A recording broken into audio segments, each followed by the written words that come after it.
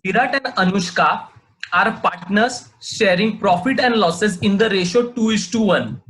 So we have partners Virat and Anushka who are sharing profits and losses in the ratio 2:1. So this is the profit sharing ratio. So this is PSR. PSR stands for profit sharing ratio. PSR, profit sharing ratio.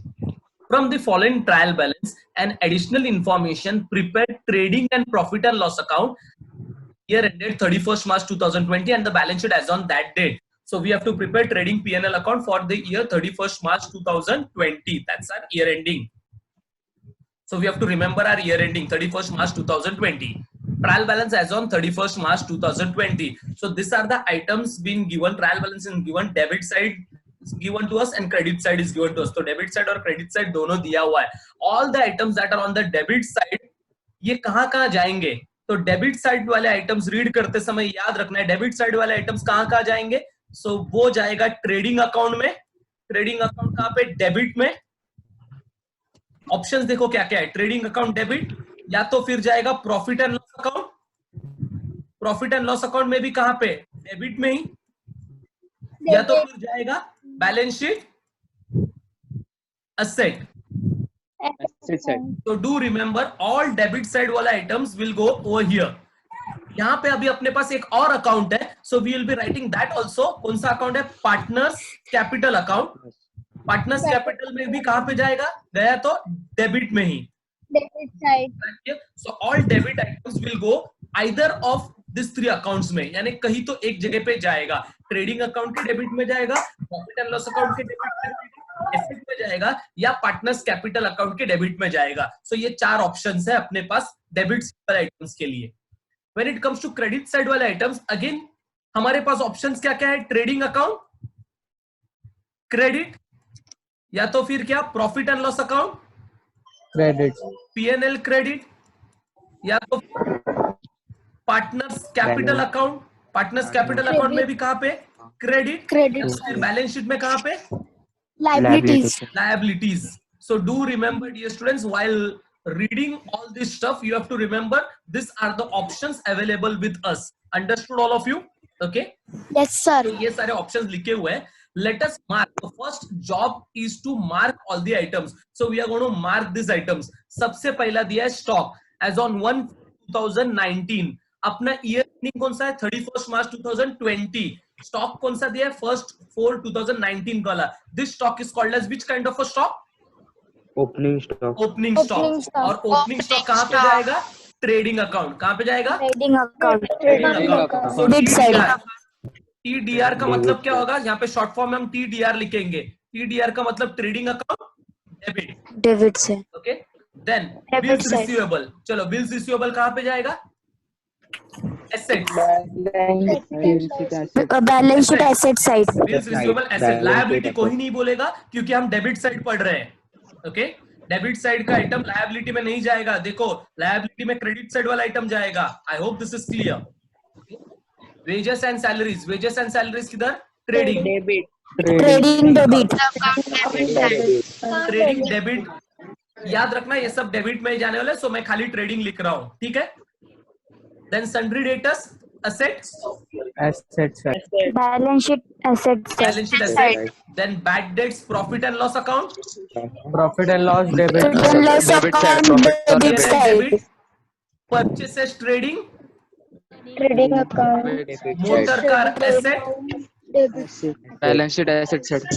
machinery asset, Balance sheet asset. audit fees, P&L, Profit and loss sales return. Now dear sir, sales return एक ऐसा item है जो हमें क्या करना है?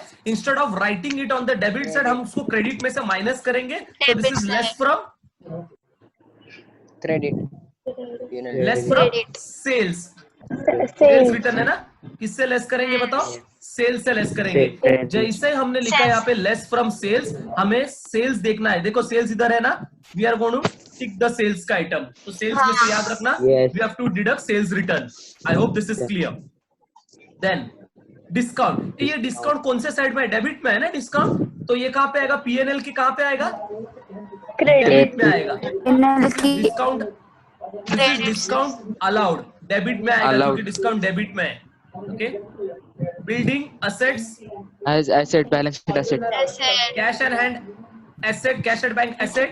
Then Balance sheet 10% asset side. 10% investment भी हमारा asset है. Yes. एडवर्टाइजमेंट जाएगा Yes. P&L में.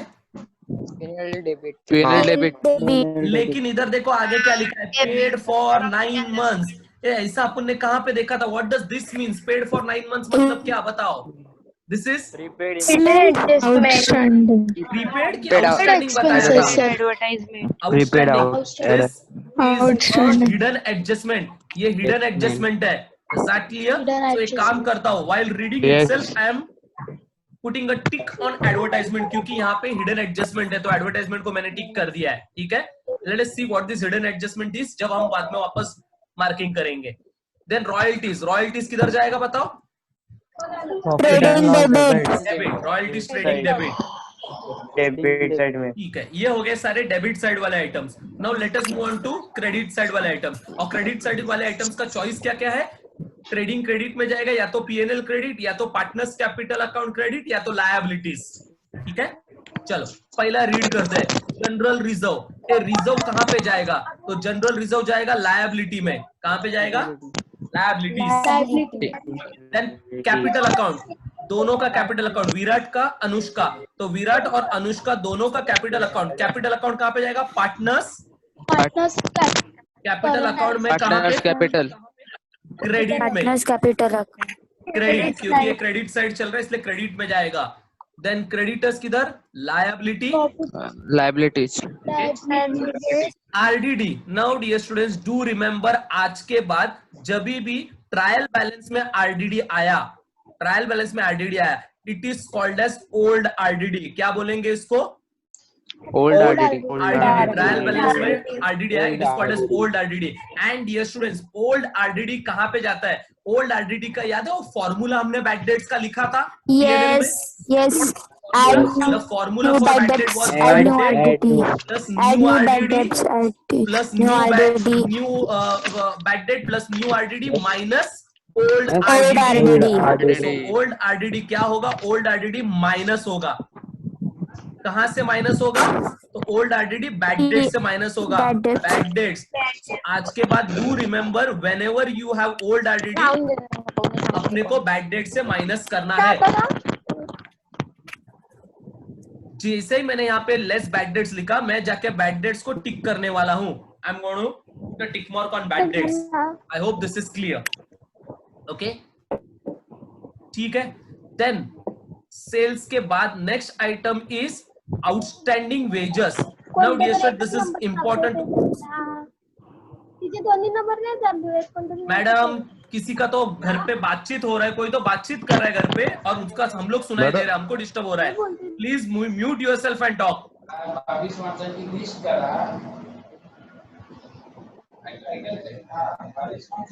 जिसके भी घर पे बैकग्राउंड में बातचीत हो रहा है, प्लीज म्यूट योर ऑडियो. कोण आहे तो? हकलून दे ना बाहेर, कोण असेल तो. So outstanding wages. ठीक है, outstanding wages. No, outstanding wages is important dear students. मुझे बताओ, आउटस्टैंडिंग वेजेस का हमने दो इफेक्ट याद है? अपने ने दो इफेक्ट किया था आउटस्टैंडिंग्स का. What were the two effects of outstanding?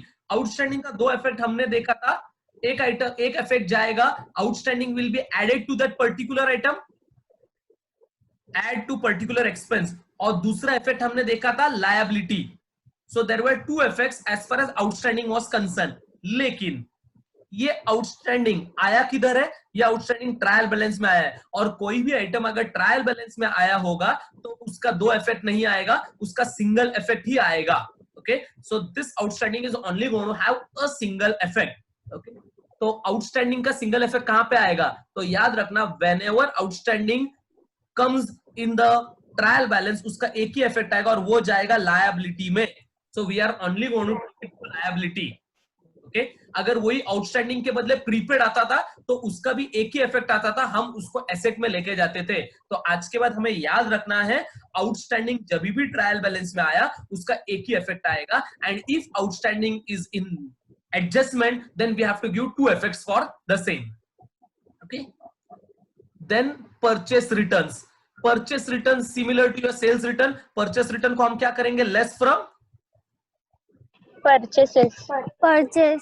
तो हम परचेस में से लेस करेंगे उसे. तो चलो जैसे बोला लेस फ्रॉम परचेस, में इधर परचेस ढूंढता हूं कहां पे है परचेसेस. सो ये परचेसेस है, मैं परचेसेस को जाके टिक कर दूंगा. ओके. Then discount. ये डिस्काउंट कौन सा डिस्काउंट है? ये डिस्काउंट क्रेडिट साइड में आया है. This is discount received. बराबर है. रिसीव. ये जाएगा पीएनएल के पीएनएल क्रेडिट. पीएनएल के क्रेडिट पे. साइड. तो जो देखो डेबिट वाला डिस्काउंट तो पीएनएल डेबिट में गया, क्रेडिट वाला डिस्काउंट पीएनएल क्रेडिट में गया. सो this is all about your trial balance. ठीक है. Every item in the trial balance will be posted only once. Okay, so it will be posted only once. Now we are moving on to adjustment, and adjustments में जो भी item अभी हम read करेंगे उनका कितना इफेक्ट आने वाला है? डबल इफेक्ट्स आने वाले हैं. और हमने सारे एडजस्टमेंट्स के दो इफेक्ट्स पढ़ लिए हैं. You have to help me out in writing out the two effects of this adjustments. सबसे पहला एडजस्टमेंट क्लोजिंग स्टॉक ₹40,000. चलो बोलो क्लोजिंग स्टॉक का दो इफेक्ट हम यहाँ पे आगे लिख रहे हैं. Trading account. Closing stock का दो effect. क्रेडिट Account साइड आणि Balance sheet asset side. and balance sheet. Asset side. I'm asset simply side. writing asset. ठीक है. ये है दो इफेक्ट क्लोजिंग स्टॉक के. After closing stock, depreciate building and machinery at 5% and Balance 3% sheet. respectively. Balance sheet asset side. क्या करेंगे? PNL debit. Less asset. Fixed asset. Fixed asset से less करेंगे. बराबर है. सर और दूसरा पीएनएल में Debit. PNL debit. PNL debit side.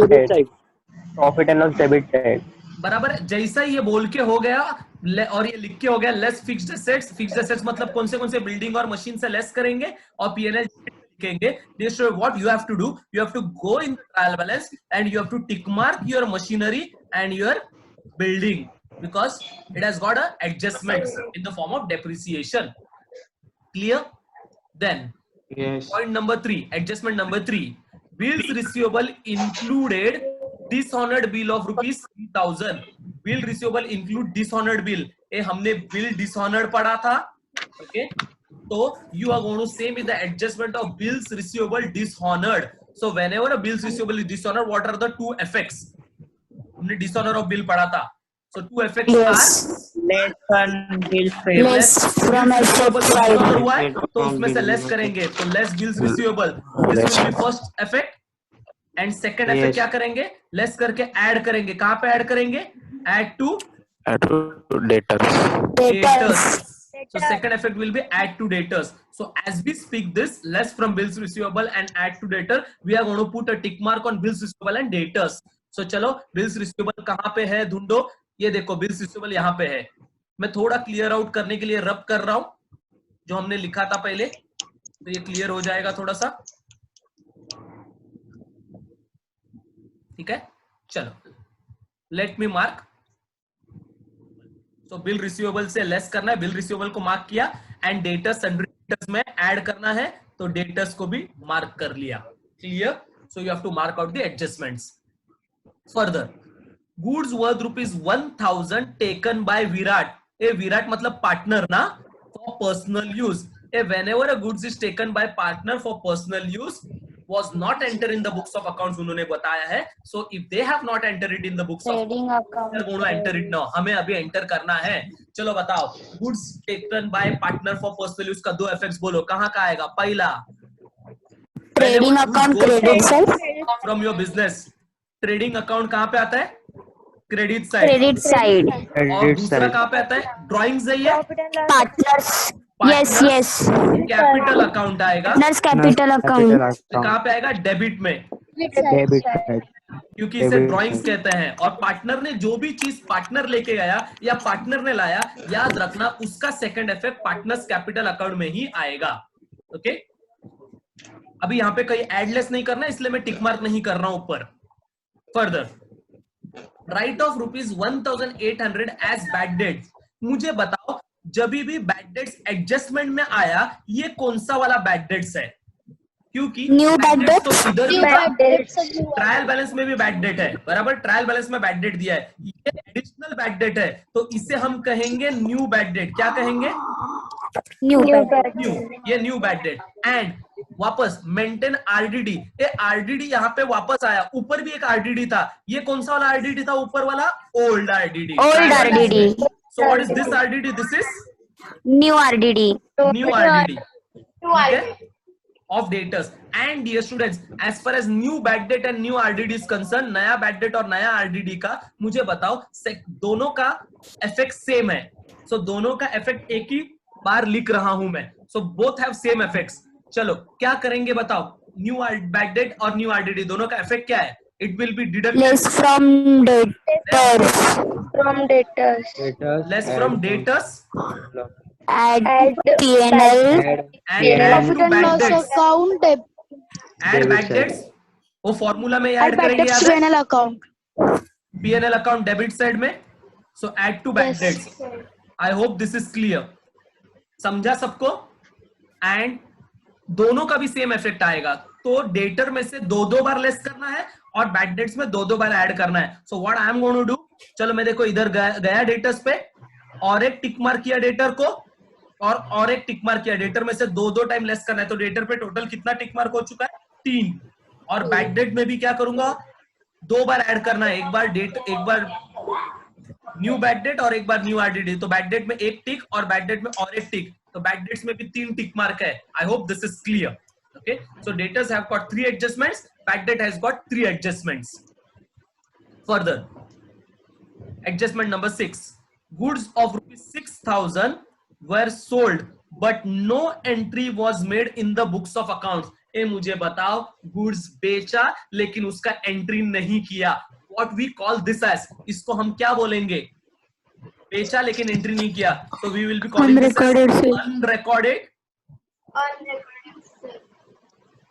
unrecorded sales बोलेंगे, बराबर है?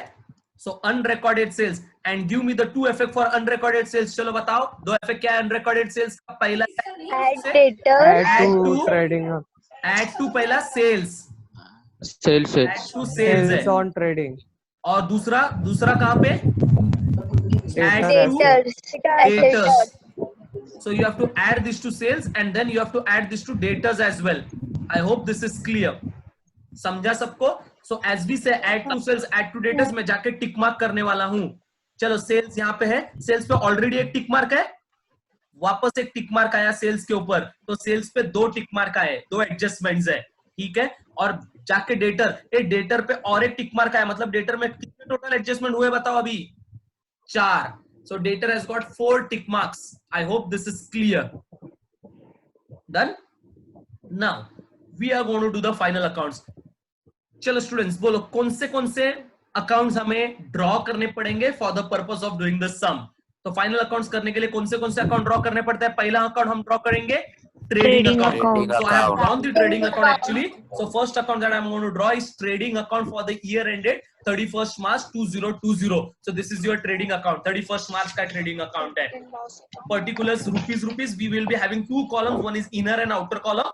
And then credit side में भी particulars rupees. ठीक है? Trading account. Trading account के बाद the next account that we are going to draw is profit and loss account. Profit and loss account. Also for the year ended 31st March 2012. Particulars rupees and again particulars rupees. Then after profit and loss account we are going to draw partners capital account. Okay, no we are not going to draw balance sheet, we are going to draw balance sheet after partners capital account. So first we will be drawing partners capital account. Particulars Virat and Anushka are the 2 partners, so we have written the name as Virat Anushka, and particulars Virat Anushka, so this is partners capital account. And then finally we are going to draw balance sheet, and balance sheet should be stated as on. The balance sheet is on a particular date because it is a statement and it is on that particular date. So it is called as balance sheet as on 31st March 2020. Clear with this? Okay? Yes, sir. So these are the accounts that is already drawn for you.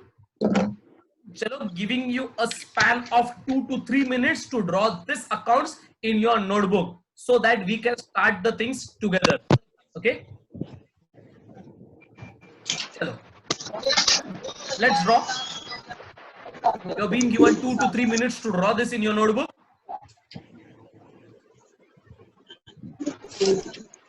So trading account for the year ended 31st March 2020.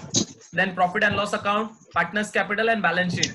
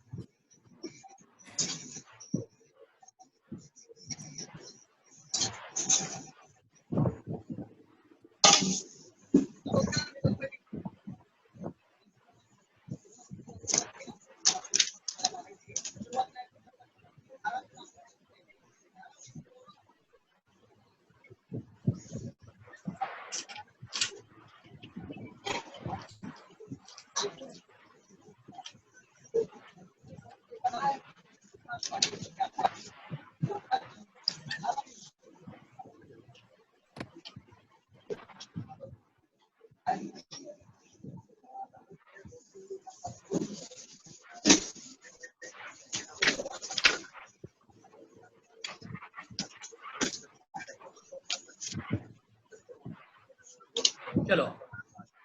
Hope all of you have drawn this. But I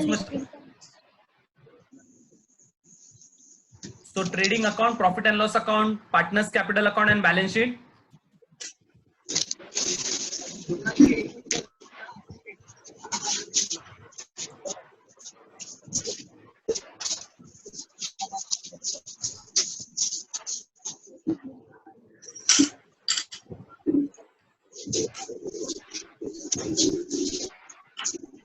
Normally, if you want to do the sum in a better way, you have to use all the 4 pages for drawing. You have to draw each account on a single page. That will look decent. Okay. So if you have used 4 pages for drawing this, that will be more better.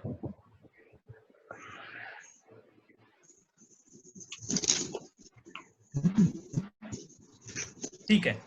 Let's begin. So how the posting is done? So पहला काम है trial balance में items को post करना है to the accounts. Let us start posting. सबसे पहला stock है opening stock.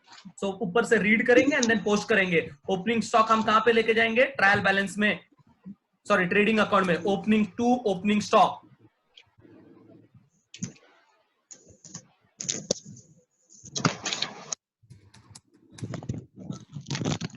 And what was the amount of opening stock? Opening stock का amount था 65,000. So 65,000 opening stock. ठीक है?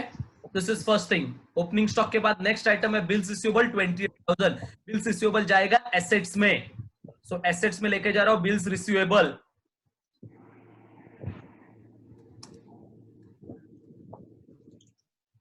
Bills receivable 28,000. Next after bills receivable, sorry bills receivable को मैंने inner टिक mark है ना, देखो ये बोलना भूल गया. बिल्स रिसीवेबल पे टिक मार्क है, so I have written it on the inner column. देखो मैंने इनर साइड में लिखा है. Is that clear? और इनर साइड में लिखने के बाद आप क्या करोगे? जैसा इनर साइड में हो गया लिख के, अब what you are going to do,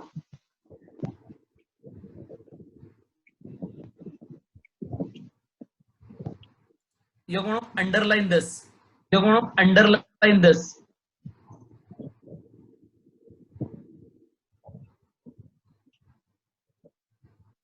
Clear?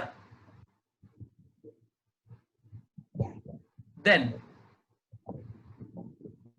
Inner column में टिक मार्क किया और एक लाइन छोड़ के लाइन ड्रॉ किया. The reason been we have an adjustment, तो मैंने एक लाइन छोड़ के लाइन ड्रॉ कर लिया है.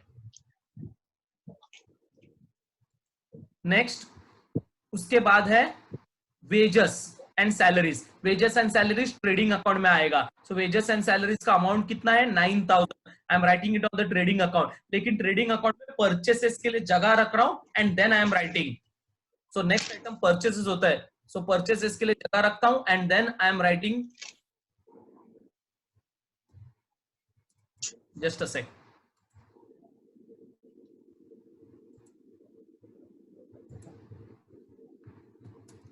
So 2 wages and salaries. So 2 wages and salaries. I think the amount was 9,000 और उसके ऊपर टिक मार्क नहीं था. 9,000 के ऊपर टिक मार्क, वो अमाउंट के ऊपर टिक मार्क नहीं है. So it will go on the outer. याद रखना, whenever tick mark is there, you will be writing it in the inner column, and whenever the tick mark is not there on any item, you will be writing it in the outer column. I hope this is clear. Then comes sundry debtors 1,32,500. और कितना टिक mark है? 1 2 3 4 4 टिक mark है. sundry debtors asset में लिखना है 1,32,500. So then comes sundry debtors. चलो, let's write it on the asset side.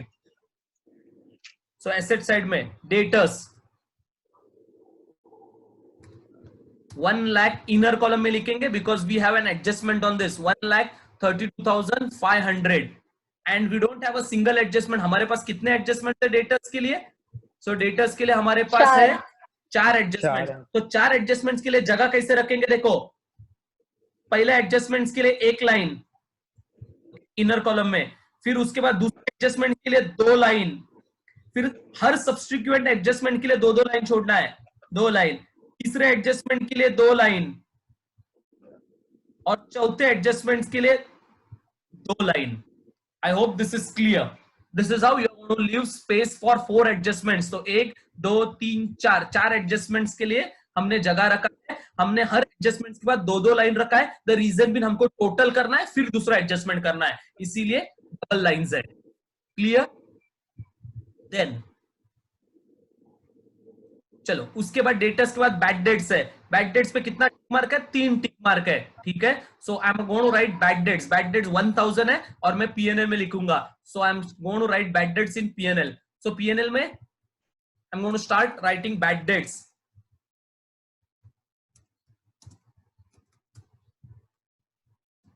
To bad debts 1000 I am writing it in the inner column. The reason being we have adjustments on this.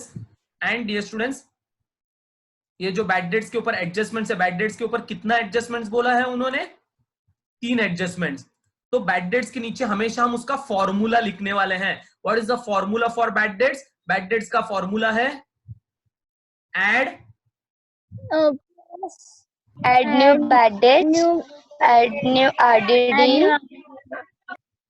Add new bad date,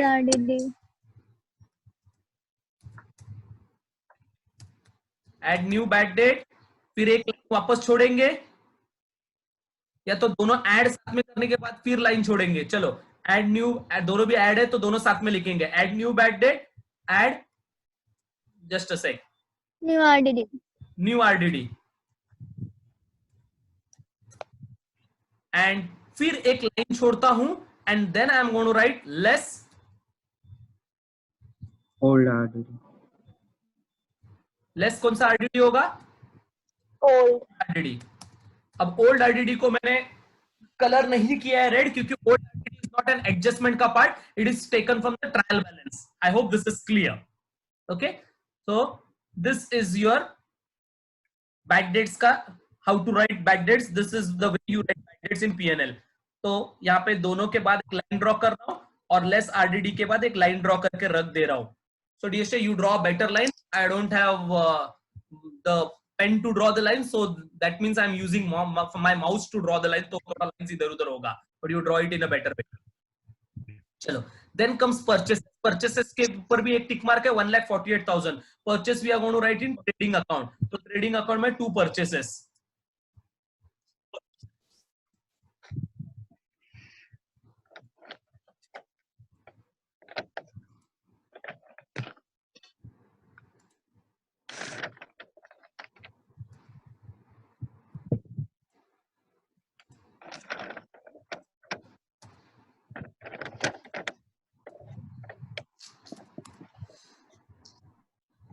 God knows ये क्या हो रहा है.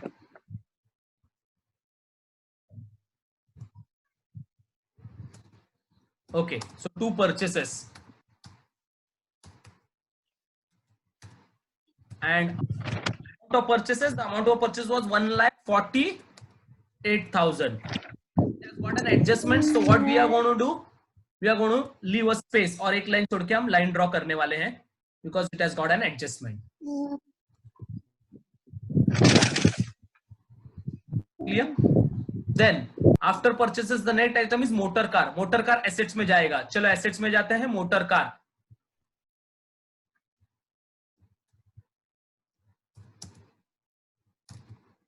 सो motor car, and motor car के ऊपर कोई tick mark नहीं था ना students. So motor car we are straight away writing it in the outer column 68,000.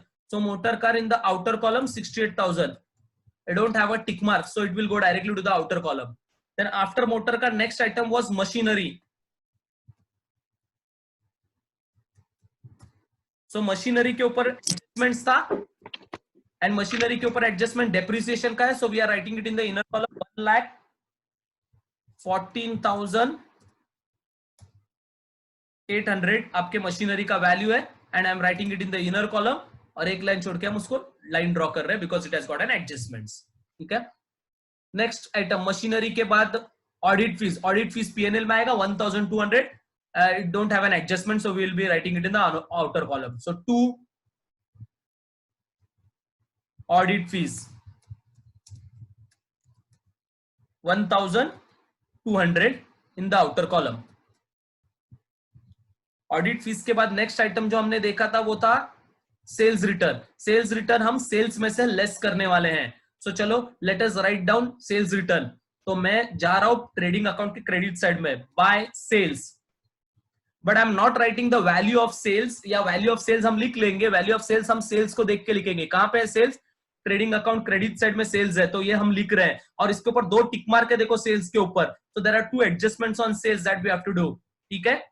Sales 2,85,500. That's your total sales. So I'm writing sales का वैल्यू 2,85,500. लेकिन sales के ऊपर 2 टिक मार्क है, इसीलिए एक लाइन छोड़ रहा हूं और 2 लाइन छोड़ रहा हूं. 2 टिक मार्क मतलब 2 लाइन छोड़ना है आगे. ठीक है. Now we have to less sales return. तो सेल्स रिटर्न हमेशा लास्ट में लेस होगा. सो पहला स्पेस दूसरा एडजस्टमेंट के लिए रखना है less sales return. So we will be deducting sales return. And what is the value of sales return given to us? The value of sales return is 2,000. So always कोई भी item जो less वाला लिखना है उसको हमेशा bracket में लिखना है. That is what you have to remember. Bracket indicates कि हमें उसको डिडक्ट करना है टोटल में से. Then the next item is discount. So discount will appear in P&L debit side 2,300. Discount P&L debit में 2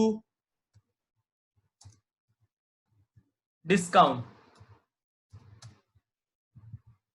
2,300. उसके ऊपर कोई एडजस्टमेंट नहीं है, so straight away we are writing. Discount के बाद जो नेक्स्ट आइटम है वो है बिल्डिंग. चलो 75,000 का बिल्डिंग, एक टिक मार्क है, so we will be writing it in the on the asset side building.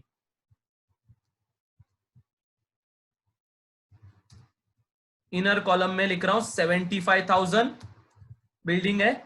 And yesterday we have an adjustment, तो एक लाइन छोड़ के लाइन ड्रॉ कर रहा हूं. सारे एडजस्टमेंट्स हम बाद में करेंगे. ठीक है. बिल्डिंग के बाद next item that we have is cash at bank. चलो कैश एट बैंक भी एसेट साइड में जाएगा. कैश एट बैंक इज 12,000 और फिर 10% इन्वेस्टमेंट है 20. ये दोनों के ऊपर भी टिक मार्क नहीं है, दोनों भी एसेट्स में जाने वाला है. So 12,000 and 20,000 both I am going to take to assets. Cash at bank and 10% investment. So first cash at bank. तो कैश एट बैंक के ऊपर एडजस्टमेंट नहीं था, दैट वाज 12,000.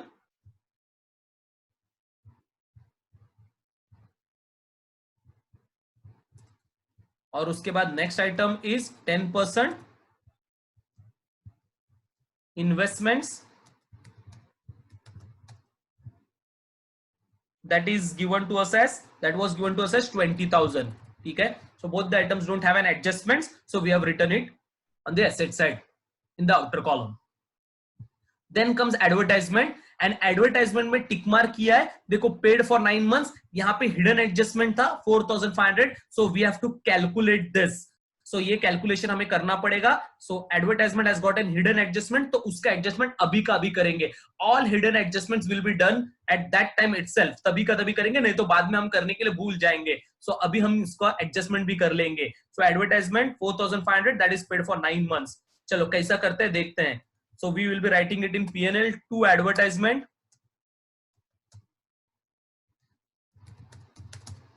Inner column में 4,000 500 is the value of advertisement, लेकिन हमें बोला है ब्रैकेट में it is only paid for 9 months, और हमने देखा जब भी it is paid for 9 months तो हम क्या करते हैं, हम ऐड करेंगे। उसका मतलब वो लोग हिंट दे रहे हैं हमें कि there is an hidden adjustment. कौन सा हिडन एडजस्टमेंट है, उसे हम क्या कहते हैं, वैसे हिडन एडजस्टमेंट को we call that hidden adjustment as outstanding. There is an adjustment called as outstanding advertisement, जो हम अभी का अभी करने वाले हैं, because it is an hidden adjustment. So let us calculate. उसके लिए नीचे जा रहा हूं और वर्किंग नोट कर रहा हूं। डियर स्टूडेंट, याद रखना, our final accounts, all the calculations will be supported with the help of a working note. So we are drawing working note for supporting and calculating outstanding advertisements का value. ठीक है? So I'm going down, I'm going to write working note over here.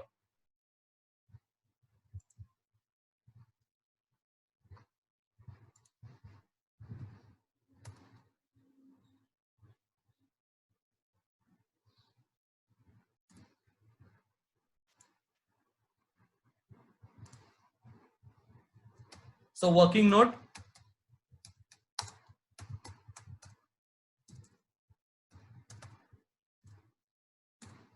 and working note को number दे रहा हूं, working note number 1.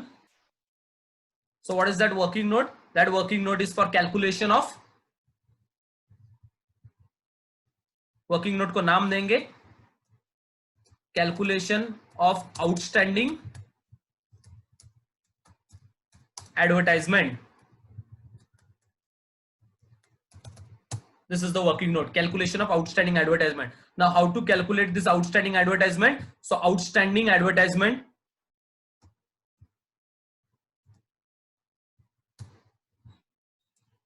short form लिख रहा हूं, outstanding advertisement is equals to, तो dear student, how to calculate it for 9 months? तो उन्होंने हमको दिया है 4500. ओके, सो 4500 ये 9 months का है, और जब भी वो लोग बोलेंगे 4500 9 months का है, तो हम क्या करेंगे, हम इसको डिवाइड बाय 9 करेंगे, क्योंकि उन्होंने 9 months का दिया है। So we are going to divide it with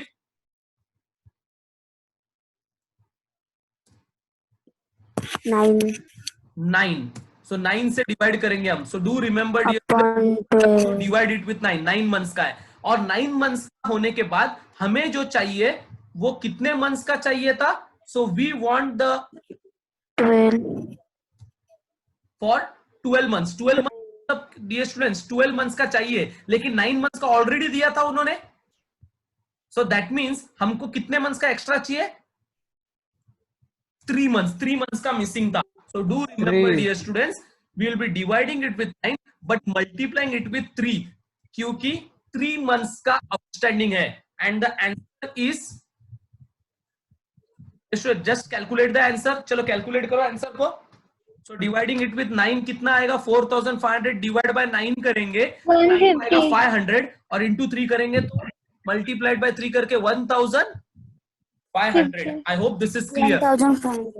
This is how you are going to calculate outstanding advertisement. उसका अमाउंट नहीं दिया था, and this is the way you calculate outstanding advertisement. So 9 months का दिया था, लेकिन totally 12 months दिया था, मतलब 3 months का outstanding था।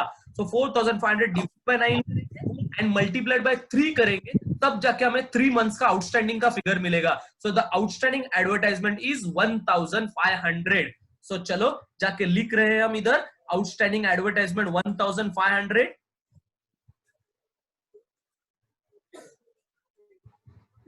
So outstanding advertisement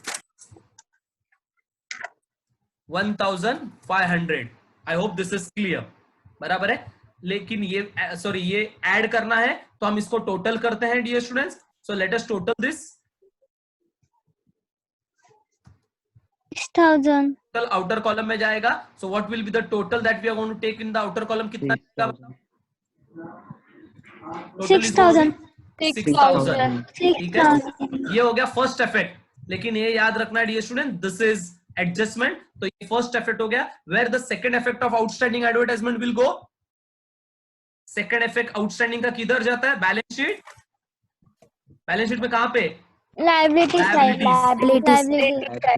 सो बैलेंस शीट लायबिलिटी में I am writing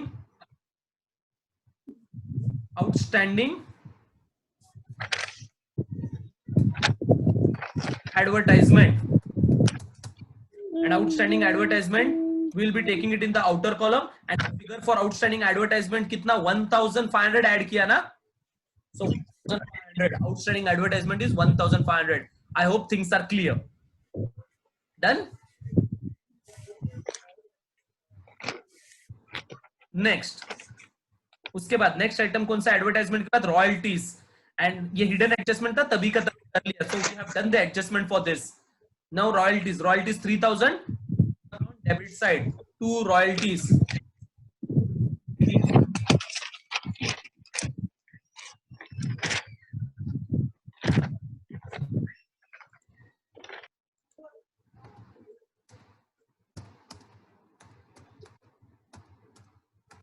so two royalties. How much is the royalties ka value given? 3000, and it don't have an adjustment, so we are writing straight away in the outer column 3000 royalties. Clear?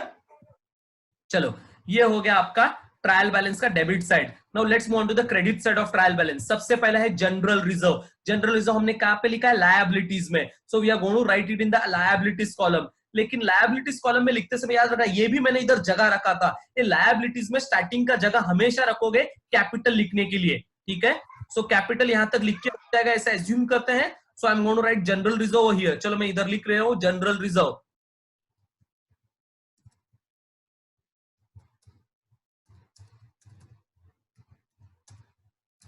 So general reserve, and general reserve is given to us as 14,500. ठीक है? Then after getting the value of general, writing the value of general reserve, next was capital.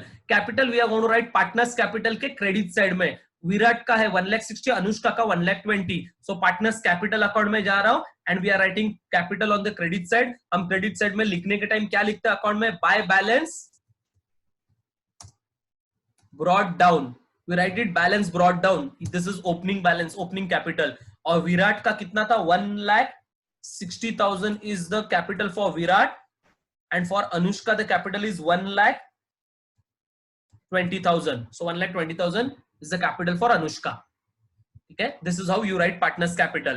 Then come creditors. Creditors liability में लिखेंगे, and creditors 98,000 का है. So I'm going to write it in the liability column. Liability में जाके लिख रहा हूँ creditors.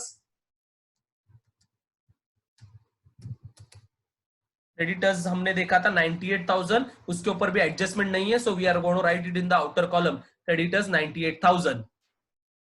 Creditors के बाद नेक्स्ट है आरडीडी. ये कौन सा वाला आरडीडी है dear students? This is old RDD, और हमने देखा था ओल्ड आरडीडी होगा 1,800 माइनस करना है. सो मैं बैड डेट के फॉर्मूला में आ रहा हूं, plus new RDD plus new bad date plus new RDD less old RDD. तो इधर जाके लिखूंगा, लेकिन लेस करना है तो मैं ब्रैकेट में लिखूंगा 1,800. I am going to deduct. ठीक है? So I am going to write it in the bracket. ठीक है? ओल्ड आरडीडी इधर आएगा फॉर्मूला में, वो माइनस बाद में करेंगे जब टोटल आएगा, फिलहाल लिख के रख रहे हैं. Then sales. ये सेल्स हमने ऑलरेडी लिख लिया है. देखो सेल्स हमने पहले ही लिख लिया था, हमने उसके ऊपर 2 टिक मार्क था, तो 2 टिक मार्क का एडजस्टमेंट्स के लिए जगह भी रख लिया था, उसमें से सेल्स रिटर्न माइनस करके बताया है. सो सेल्स लिख के ऑलरेडी हो गया. Then comes outstanding wages. Dear student, outstanding wages का खाली सिंगल इफेक्ट आएगा क्योंकि ये ट्रायल बैलेंस में है, और वो सिंगल इफेक्ट किधर जाएगा? लायबिलिटी साइड में. So I am directly taking outstanding to liabilities. तो लायबिलिटी में जाके डायरेक्टली लिख रहा हूं outstanding wages. So yeah, outstanding wages, and they have given the value of outstanding wages to be 700. Next outstanding wages के बाद next item है purchase returns and discount. तो चलो पहला purchase return less from purchase करते हैं. So purchase में मैं आ रहा हूं और उसमें से less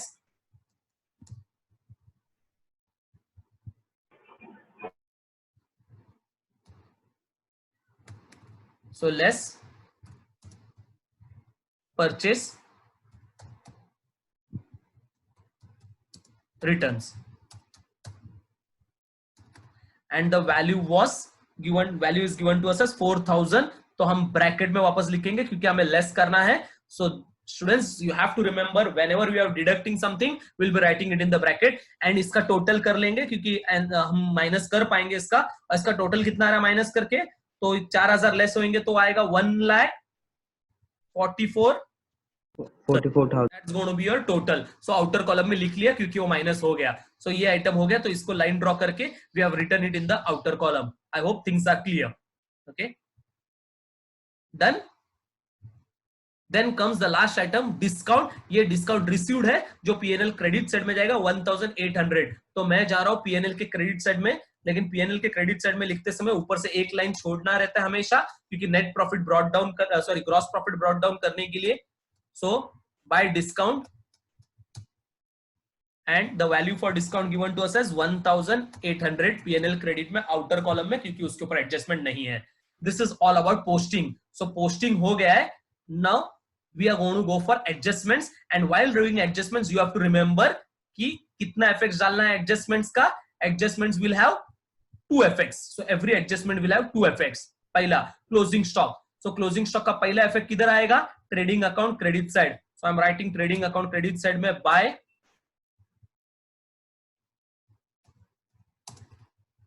closing stock. So by closing stock, and the value for closing stock given to us was 40,000. So closing stock 40,000. ठीक है, ये पहला इफेक्ट. और इसका दूसरा इफेक्ट किधर आएगा? So dear student, अपने आप से अंदर ही अंदर बोलना है ऐसा. पहला इफेक्ट एंड दूसरा effect. So this was first effect. So पहला इफेक्ट होने के बाद सेकंड इफेक्ट आएगा बैलेंस शीट एसेट्स में. So balance sheet asset side में आएगा closing stock.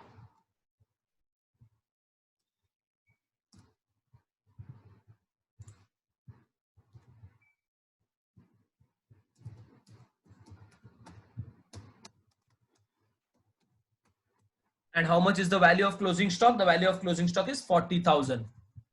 I hope this is clear. ये हो गया double effects of closing stock. Closing stock के बाद next is depreciation. Depreciate करना है building को 5% and machine को 3%. So let us depreciate building and machine. तो आ रहे हैं building पे. पहला building को depreciation करना है. So let me write down building के लिए less डेप्रिसिएशन. मैं शॉर्टकट लिख रहा हूं खाली डेप्रिसिएशन का, ब्रैकेट में बता रहा हूं कितना डेप्रिशिएट करना है बिल्डिंग को. Building is to be depreciated by 5%. तो हम क्या करेंगे, वो जो 75,000 है बिल्डिंग का इनटू हम 5% करेंगे. सो 75,000 का 5%. So dear students, give me the answer of 75,000 का 5% कितना आ रहा है? 75,000 का 5%. तो यहाँ पे हम वर्किंग नोट में भी बता रहे हैं उनको जिनको अभी भी डेप्रिसिएशन कैलकुलेट करना नहीं आता है, उनके लिए यहाँ पे दे रहा हूं हाउ टू कैलकुलेट डेप्रिसिएशन. जिनको आता है वो लोग डायरेक्टली कर सकते हैं, जिनको नहीं आता है वो लोग इस तरीके से डेप्रिसिएशन कैलकुलेट करेंगे. सो डेप्रिसिएशन ऑन कौन सा आइटम था, वो बिल्डिंग था ना, इज इक्वल्स टू कैसा करेंगे 75,000 इनटू, जब हम बोलते हैं 5%, तो 5% का मतलब होता है 5 अपॉन 100. सो 5% मींस 5 अपॉन 100. 3750. 3750.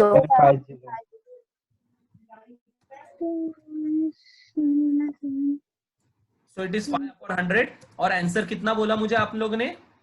3750. 3750. ठीक है, this is how you calculate depreciation. This is depreciation on building 3750. तो चलो मैं इनर कॉलम में लिख रहा हूं डेप्रिसिएशन ऑफ बिल्डिंग का वैल्यू 3750. ब्रैकेट क्या आपको पता है हमने लेस किया, लेस करना है हमें 3750. तो I want you to deduct and give me the final answer. तो फाइनल आंसर कितना आएगा? 75,000 में से 3,000 जाएगा और 1,250. That's going to be your building का डेप्रिसिएशन. मैं काम कर रहा हूं, दोनों डेप्रिसिएशन को करता हूं, फिर सेकंड इफेक्ट लेके जा रहा हूं. Is that clear? So I am writing the second depreciation, I am calculating the second depreciation as well. तो चलो लेस, यहां पे भी डेप्रिसिएशन आएगा. डेप्रिसिएशन यहाँ पे 1,14,000 के ऊपर 14,800 के ऊपर कितना परसेंट बोला था यहाँ पे डेप्रिसिएशन? 3%. चलो 3% बोला है, so we will be calculating 3% का डेप्रिसिएशन, एंड 3% कितना आएगा? तो same way into 3 divide by 14,800 into 3%. So that's going to be 444. 3,444. ऐसा ऑड डेप्रिसिएशन आ रहा है, इसको भी ब्रैकेट डालना चाहिए क्योंकि ये भी लेस करना है, ठीक है। एंड देन टोटल करके आउटर कॉलम में लेके जाएंगे। चलो इसमें से 1,14,800 अगर माइनस करें तो कितना आ रहा है? 1,11,356 is going to be the answer, ठीक है। नाउ ये दो डेप्रिसिएशन जो हमने कैलकुलेट किया उनका सेकंड इफेक्ट देना है। डेप्रिसिएशन का सेकंड इफेक्ट जाएगा प्रॉफिट एंड लॉस अकाउंट में, so I am going to take the depreciation to profit and loss account to depreciation.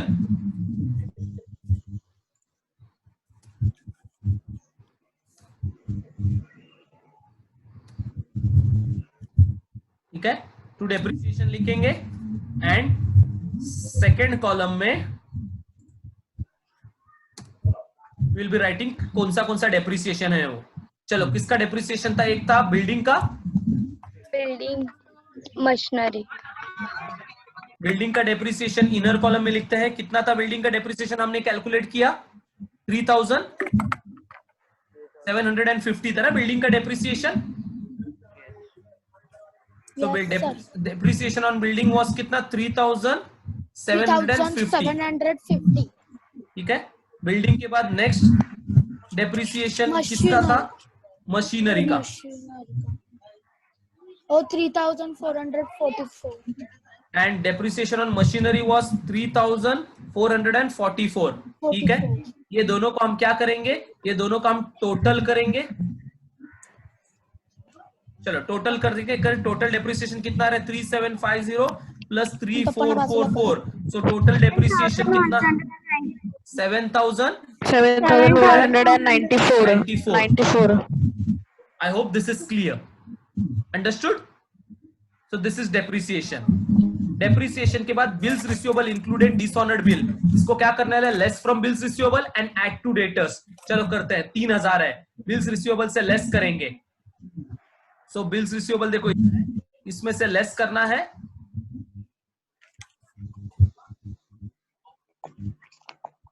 so less क्या बोलेंगे उसे? dishonored।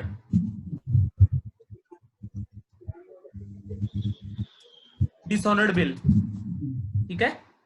and how much was the value for dishonored bill? 3,000 था, so 3,000 we are going to deduct। लेकिन आपको याद है less करना है, लेस करना है, इसीलिए मैं क्या कर रहा हूं? ब्रैकेट में रख रहा हूं, ठीक है। और जैसे ही लेस करेंगे आउटर कॉलम में हमको वैल्यू कितना मिलेगा? 28 में से 3,000 गया तो 25,000 बचा, so we will be getting 25,000। ये हो गया फर्स्ट इफेक्ट, लेस किया। और जो ये लेस किया है उसी को हमको डेटर्स में क्या करना है? ऐड करना है। तो नीचे देखो डेटर्स लिखा हुआ है, so I am going to add it to debtors. Add dishonored bill, ये उसका सेकंड इफेक्ट है। एग्जैक्टली, एंड डेटर में ऐड करना है, इसीलिए dear students I am not putting a bracket on it. तो ऐड करके, अब एक याद रखना, डेटर पे ऐड करके हम उसको बाहर नहीं लेके जाएंगे, हम उसको उधर ही इनर कॉलम में लिखेंगे क्योंकि डेटर्स में बहुत सारे एडजस्टमेंट्स अभी बाकी है। तो चलो 3,000 ऐड करने के बाद डेटर कितना हो जाएगा? 1,35,500। This is going to be a value for daters। मैं काम करता हूँ, इसको राइट में लेके अलाइनमेंट करता हूं ताकि ओके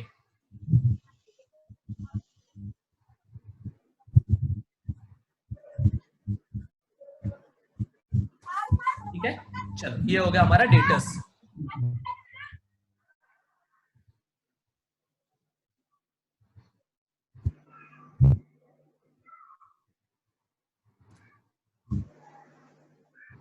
उसके बाद डेटर्स के बाद नेक्स्ट आइटम क्या दिया था, सॉरी डेटर्स के बाद इन द सेंस हमने डिसऑनर किया। मैं एक बार सबको राइट अलाइनमेंट कर लेता हूं, ठीक है चलो।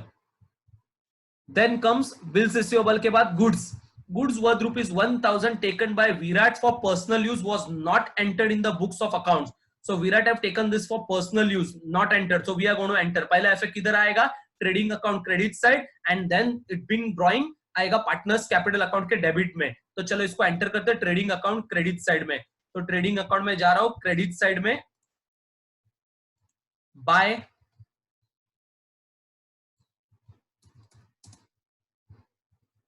goods taken by Virat.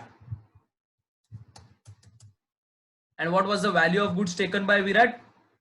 1000. ये फर्स्ट इफेक्ट। सेकंड इफेक्ट किधर जाएगा, पार्टनर्स कैपिटल अकाउंट के डेबिट साइड में, और पार्टनर्स कैपिटल अकाउंट में डेबिट साइड में हम क्या लिखेंगे, 2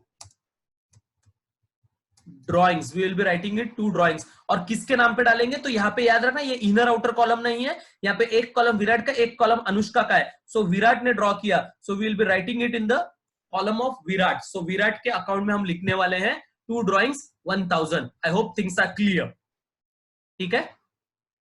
then next is write off ₹1800 as bad debt. This is new bad debt and new RDD. तो one at a time करते, पहला new bad debt करते 1800 का, तो लेस फ्रॉम डेटर करेंगे, add to bad debt। चलो मैं डेटर में जा रहा हूं, उसमें से लेस करना है मुझे। सो न्यू बैड डेट को डेटर में से लेस करेंगे। सो यहाँ पे आ रहा है डेटर, ऑलरेडी एक एडजस्टमेंट डेटर पे हो चुका है। सो लेस, कौन सा एडजस्टमेंट है, new bad dates. So new bad debts, and what was the amount of new bad debt जो हमको डेटर में से लेस करना है, 1800, और लेस करना है इसलिए मैं उसके ऊपर ब्रैकेट भी डाल रहा हूं।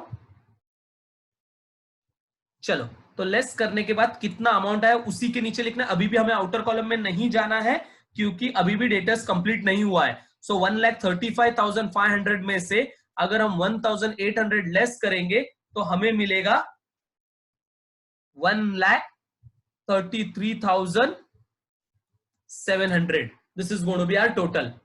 So ये हो गया एक effect, less new bad debts 1,800. The second effect for new bad debts जाएगा हमारे adjustment में, जहां पे already हमने लिखा हुआ है new bad debt का value 1,800 यहाँ पे लिखना है, यहाँ पे add करना है, जो हम एक साथ बाद में add करेंगे। So I'm not adding it right now, हम दोनों आने के बाद add कर लेंगे। I hope this is clear.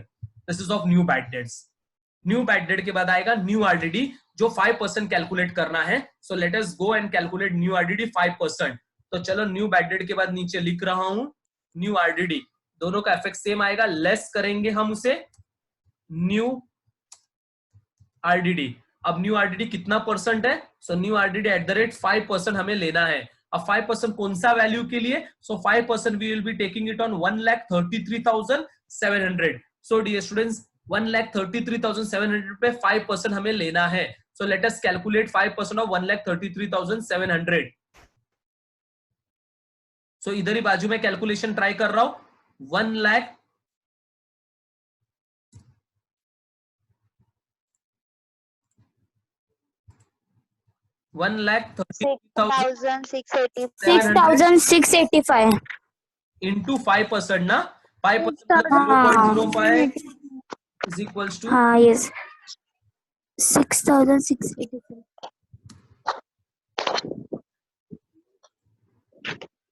कितना आ रहा है, 6,685 6,685 आ रहा है। And this is the amount of RDD that we have to deduct. तो चलो मैं इधर लिख रहा हूं जो आपको पता 6,685, ठीक है। ये भी लेस करना है तो इसके ऊपर भी ब्रैकेट आएगा, और लेस करके मैं इधर ही नीचे लिखने वाला हूं। अभी भी डेटा हुआ नहीं है मेरे ख्याल से। 1,000 ओके, नाउ डियर स्टूडेंट एक मिनट, हम यहाँ पे गलत हो चुके हैं, हमने थोड़ा गलती किया है डियर स्टूडेंट्स। देखो गुड्स वर्थ रुपीज, एडजस्टमेंट्स अब मेरे दिमाग से स्किप हो गया था. There is an adjustment, debtor पे और एक एडजस्टमेंट है ना. सो डियर स्टूडेंट्स, याद रखना डेटर पे अगर और एक एडजस्टमेंट था तो ये न्यू बैड डेट और न्यू आरडीडी हम अभी नहीं कर सकते, क्योंकि डेटर पे जो एडजस्टमेंट है उसको पहला जगह रखना पड़ेगा. So we will be cancelling this. हम ये नहीं कर सकते क्योंकि डेटर पे बाकी सारे एडजस्टमेंट हो जाने चाहिए. Then only we are in a position to do new RDD and new bad debts. ठीक है. सो ये एडजस्टमेंट्स को फिलहाल मैं डिलीट कर रहा हूं. मैं पहला 5th एडजस्टमेंट्स को बाद में करूंगा. मैं पहला जाके 6th एडजस्टमेंट करूंगा क्योंकि वो डेटर से है और डेटर के ऊपर सारे एडजस्टमेंट हो जाने चाहिए before we do bad debts and RDD. वो याद रखना, this is an important point. ठीक है. चलो तो डेटर्स के ऊपर पहले हम ये एडजस्टमेंट करते हैं. कौन सा? सेल्स और अनरिकॉर्डेड सेल्स का. अनरिकॉर्डेड सेल्स का क्या इफेक्ट है? Add to sales. तो ऐड टू सेल्स जाके मैं पहले कर रहा हूं. ऐड सेल्स में जाके ऐड कर रहा हूं unrecorded. So unrecorded sales add कर रहा हूं. And what is the value of that unrecorded sales? Unrecorded sales का वैल्यू है 6000. So I am going to add 6000. और ये ऐड करना है तो इधर ही मैं ऐड करके इनर कॉलम में ही लिखूंगा. सो इनर कॉलम में ऐड करके कितना हो जाएगा? 2,85,500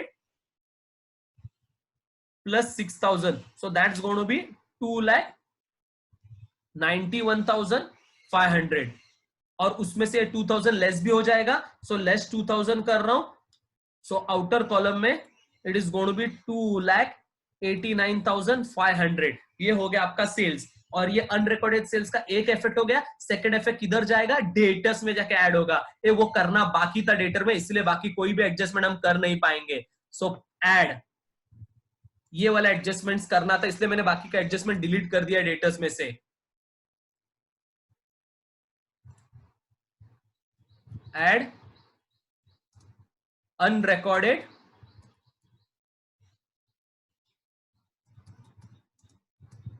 सेल्स. कितना था अनरिकॉर्डेड सेल्स? हमने जो कैलकुलेट किया वो अनरिकॉर्डेड सेल्स का वैल्यू था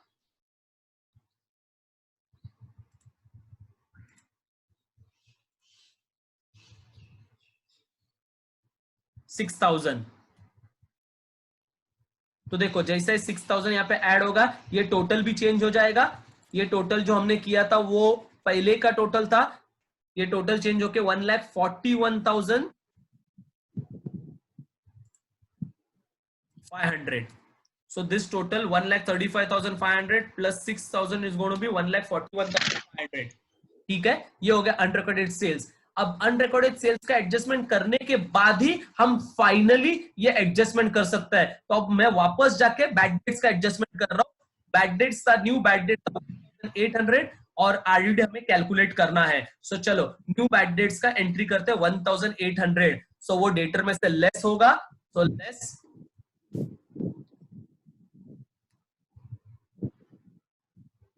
न्यू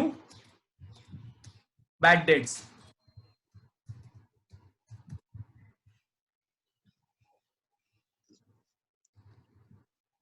तो न्यू बैड डेट्स हमने लेस किया डेटर में से और न्यू बैड डेट्स का वैल्यू कितना था? तो value is going to remain same 1,800.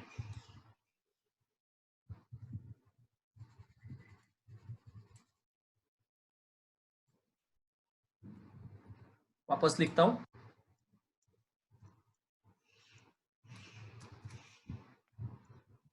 $1,000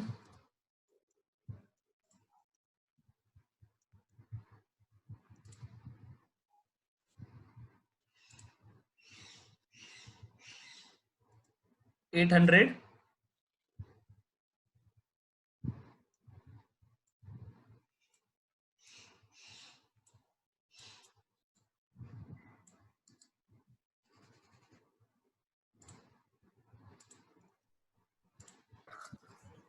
चलो ये लेस करना है तो इसके ऊपर भी ब्रैकेट डालना है और इसके ऊपर ब्रैकेट डालने के बाद ये लेस करके कितना आइटम और कितना अमाउंट हो रहा है? लेस 1,39,700. 1,39,700. 39,700. और इसका सेकंड इफेक्ट हमने ऑलरेडी लेके गए थे, तो मैं वापस नहीं कर रहा हूं, जो मैंने पहले लिखा था वही, यहाँ पे कोई चेंजेस नहीं हुआ है। सो ये तो सेकंड इफेक्ट हमने ऑलरेडी लिखा हुआ है, लेस न्यू बैड डेट 1800। ठीक है, अब न्यू आरडीडी, ये क्यों पहले एडजस्टमेंट किया देखो 6, बिकॉज न्यू आरडीडी अब जब कैलकुलेट करेंगे 5%, तो न्यू आरडीडी कैलकुलेट करना है। पहले हमने कितने के ऊपर कैलकुलेट किया था न्यू आरडीडी? 1,33,700 के ऊपर किया था ना, बराबर है? Yes yes sir. तो हम that was a wrong figure जो हमने कैलकुलेट किया था। 1,33,700 पे नहीं कैलकुलेट होगा, किसके ऊपर कैलकुलेट होगा? 1,39,700। 39।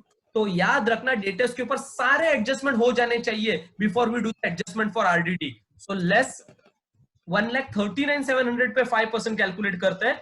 5% कैलकुलेट करेंगे तो ये 6,985। 6,985 आएगा, and that is the value for your new RDD. So less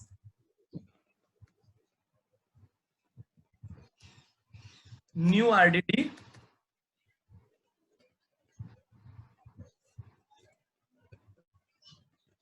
$6,985। तो एक इंपॉर्टेंट पॉइंट यहां पे याद रखना है, डेटर्स के ऊपर all other adjustment should be done first, then only last में जो एडजस्टमेंट होगा, last adjustment should be of new RDD and new reserve for doubtful debts. वो last adjustment, new reserve for discount, वो last adjustment होना चाहिए। तो चलो इसमें से लेस करते हैं। सो 1,39,700 में से 6,000 कितना हो, 985 लेस करेंगे तो कितना आएगा आउटर कॉलम में वैल्यू?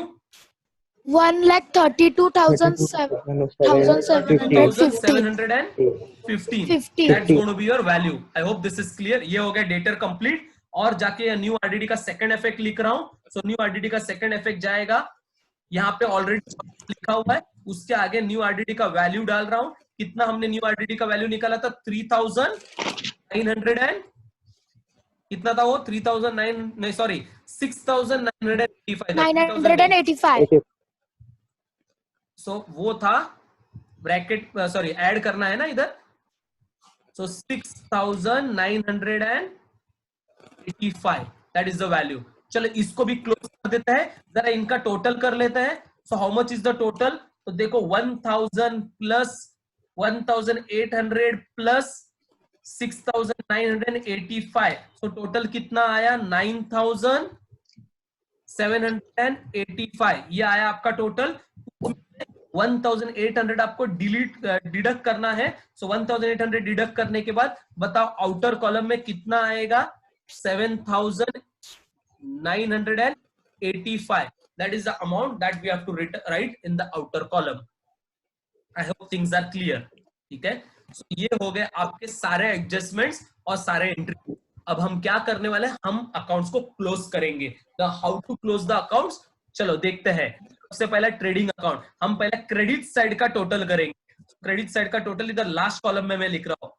ठीक है, क्रेडिट साइड का टोटल करते हैं। टोटल कैसा आएगा? 2,89,500 plus 1,000 plus 40,000। So total is going to be 3,30,500। ठीक है, यही टोटल को मैं डेबिट में भी लिख रहा हूं, 3,30,500। फिर हम डेबिट का टोटल करेंगे। डेबिट का 65,000 plus 1,44,000 plus 9,000 plus 3,000। So debit का टोटल आ रहा है 2,21,000। दैट इज डेबिट का total. So dear student 2,21,000 debit का टोटल आ रहा है। वो मैं इधर लिखूंगा नहीं, मैं उसका डिफरेंस कैलकुलेट करके लिखूंगा। सो डिफरेंस किसका कैलकुलेट करना है हमें? इधर बता रहा हूं मैं। So we have to calculate the difference. चलो इधर कैलकुलेट करते। 3,30,500 में से डेबिट का टोटल कितना आ रहा था? 2,21,000 इज द डेबिट का total.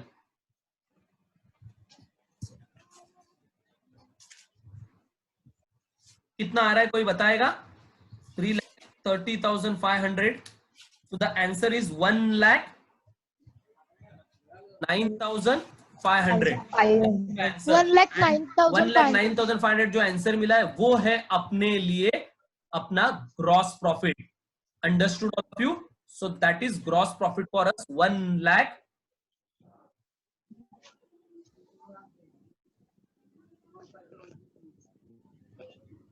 1,09,500. I hope this is clear. ये ग्रॉस प्रॉफिट है, ये बैलेंसिंग फिगर है. सो यहाँ पे लिखता है 2.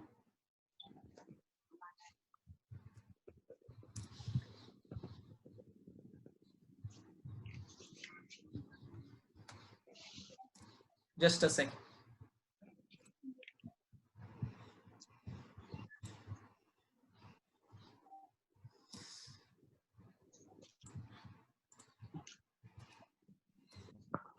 Gross profit. Gross profit क्या करते हैं हम? Carry it down. ठीक है? So we have the gross profit 1,09,500 is our gross profit. I hope this is clear. जैसे ग्रॉस प्रॉफिट मिला, ग्रॉस प्रॉफिट क्या होगा, वो किधर ब्रॉट डाउन करेंगे हम? पीएनएल अकाउंट में. सो पीएनएल अकाउंट में by gross profit brought down. चलो आउटर कॉलम में लिख रहे हैं 1,09,500. ठीक है. अब हम क्या करेंगे, ये दोनों को ऐड करेंगे, वापस क्रेडिट को ऐड कर रहा हूं. सो चलो लेट मी ऐड दिस. तो 1,09,500 में हम ऐड करेंगे 1,800. तो कितना आ रहा है? 1,11,300. That is going to be your total. और यही टोटल को मैं डेबिट में लिखूंगा 1,11,300. एंड डेबिट का टोटल कर रहा हूं. So let me do the total for debit. 7,985 plus 1,200 plus 2,300 plus 6,000 plus 7,194. सो कितना आया? डेबिट का टोटल आ रहा है 24,679. ये डेबिट का टोटल आ रहा है. So what I am going to do, मैं यहाँ पे माइनस वापस एक बार करूंगा. यहाँ पे माइनस करके बता रहा हूं आपको. So let me deduct the stuff. चलो 1,11,300 जो टोटल आया था उसमें से मैं माइनस करने वाला हूं डेबिट का टोटल 24,000. डेबिट का टोटल इधर कहीं लिखना नहीं है, हमको सेपरेटली माइनस करना है. 679. सो कितना आ रहा है आंसर? 76,621.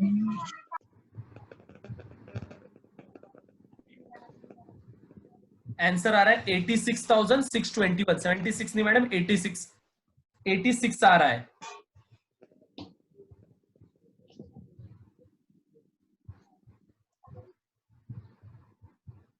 बराबर आ रहा है आंसर.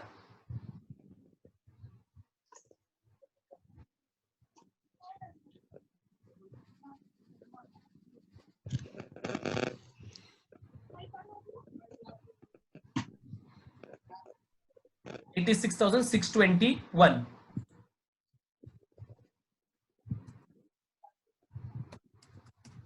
ठीक है. चलो तो ये आएगा आपका 2 नेट प्रॉफिट. ठीक है, this is your net profit. अब एक बार नेट प्रॉफिट आया, कैरिड डाउन. एक बार नेट प्रॉफिट आया तो नेट प्रॉफिट को हम किधर लेके जाएंगे? नेट प्रॉफिट को हम लेके जाएंगे पार्टनर्स कैपिटल अकाउंट में. By net profit. और पार्टनर्स कैपिटल अकाउंट में हम ये नेट प्रॉफिट को क्या करेंगे? विराट और अनुष्का को बांटेंगे ये नेट प्रॉफिट को. Now how to do that, वो हम इधर कर रहे हैं. So we are going to distribute this net profit between the two partners Virat and Anushka. तो कैसा? Let us check. विराट को कितना मिलेगा? Virat, so Virat will get equals to, कितना प्रॉफिट था? 86,621 का प्रॉफिट आया. विराट को उसमें से कितना मिलेगा? Into. So for that will be going to for the ratio. ये रेशियो कितना है? देखो 2:3 है. सो विराट को 2:3 के रेशियो में विराट को 2 का हिस्सा मिलेगा. So how to write 2:3? So into 2 and we'll be dividing it by 3. so 2/3 करेंगे. so whenever the ratio is 2:3, याद रखना हमको 2/3 करना है. so into 2 divide by 3 करेंगे. so it is going to be, Virat को कितना मिल रहा है? कुछ पॉइंट्स में आएगा 57,747.333 आ रहा है, तो हम उसको राउंड ऑफ करके लिखेंगे. हम विराट को मिल रहा है, लिखेंगे 57,747 विराट को मिल रहा है. That is what we are going to write. ठीक है. फिर अनुष्का को कितना मिल रहा है? अगर विराट को इतना मिल रहा है तो अनुष्का को कितना मिलेगा? तो Anushka is going to get वही 86,621 का इंटू 1/3. अनुष्का को उसका 1/3 मिलेगा. so, Anushka will get the remaining amount. कितना आ रहा है अनुष्का का? 28,873.666. सो अनुष्का का हम लोग लिखेंगे 28,874 लिखेंगे. इसको बोलते हैं राउंड ऑफ किया. क्यों 74 लिखा? क्योंकि ये 666 था, तो 5 या 5 से ज्यादा रहेगा, तो 73 का 74 करके राउंड ऑफ करके लिखा. This is what capital, the net profit will be distributed. This is how net profit will be distributed between Virat and Anushka. I hope this is clear. ठीक है. उसके बाद हम दोनों पार्टनर्स का क्लोज करेंगे अकाउंट्स को. तो चलो पहले अनुष्का का करते हैं. जस्ट से अनुष्का का अकाउंट टोटल करेंगे. तो अनुष्का का टोटल कितना आएगा? 1,48,874. So this is अनुष्का का टोटल. देन विराट का टोटल करते हैं. विराट का टोटल कितना है? 1,60,000 दिया है प्लस 57,747. तो दोनों को ऐड करेंगे तो विराट का टोटल आएगा 2,17,747. ये आएगा विराट का टोटल. फिर हम इधर भी लिख रहे हैं 2,17,747 और वही सेम टोटल हम डेबिट में रिपीट कर रहे हैं 1,48,874. ठीक है. अब देखो यहाँ पे बैलेंसिंग फिगर निकालना है. सो चलो बैलेंसिंग फिगर कैलकुलेट करते हैं. बैलेंसिंग फिगर कैसे कैलकुलेट करेंगे और कहां पे लिखेंगे? तो will be writing it as to balance. This is closing balance. To balance carried down. और विराट का पहले निकाल रहा हूं. तो विराट का बैलेंस कैरिड डाउन कितना रहेगा? सो 1,17,747 उसका टोटल है और यहाँ पे 1,000 डिडक्ट करना है. So the balance is going to be 2,16,747. That is going to be the balance for Virat. और अनुष्का का अगर हम देखें तो अनुष्का का 1,48,874 का टोटल है और इधर कुछ भी नहीं है माइनस करने के लिए. So straight away we are writing 1,48,874. ये है अनुष्का का balance. So I hope this is clear. This is the balance for Virat and Anushka in partners capital account. जैसे partners capital account close हुआ, आप उसका बैलेंस को लेके आओगे और लायबिलिटीज में पहला आइटम लिखोगे जो जगह हमने रखा है वहां पे. Partners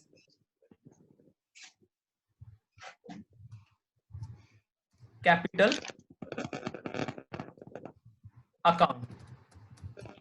so partners capital account, उसमें अंडरलाइन करके आप नीचे डालोगे. पहला किसका नाम है? पहला कौन है? विराट.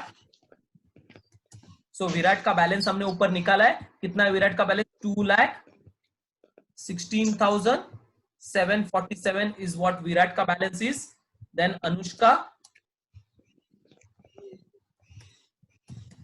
अनुष्का का बैलेंस इज 1,48,874 का बैलेंस. सो चलो इन दोनों को हमें टोटल करना पड़ेगा.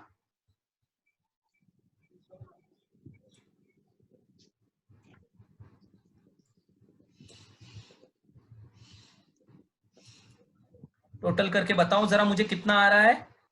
2,16,747 प्लस 1,48,874. सो टोटल करके आ रहा है 3,65,621. ठीक है. फिर हम करेंगे सारे डेबिट और का टोटल करेंगे. तो यहाँ पे एक स्पेस चाहिए. ठीक है. चलो टोटल करते हैं. सो let us total the liability side. So 3,65,621 plus 14,500 plus 98,000 plus 700 plus 1,500. So the total is going to be 4,80,321.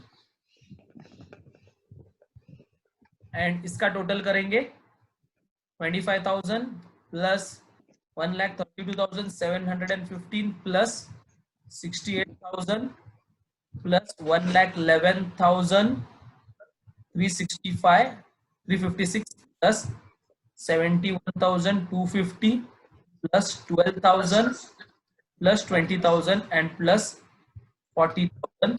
सो वो भी आ रहा है 4,80,321. सो दोनों का भी टोटल आ रहा है 4,80,321 and hence we declare that our balance sheet got tallied. I hope this is clear. Yes, sir.